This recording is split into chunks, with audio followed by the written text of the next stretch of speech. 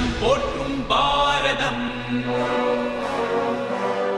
இது இணையில்லாமா காவியம் தர்ம அதர்ம வழியினிலே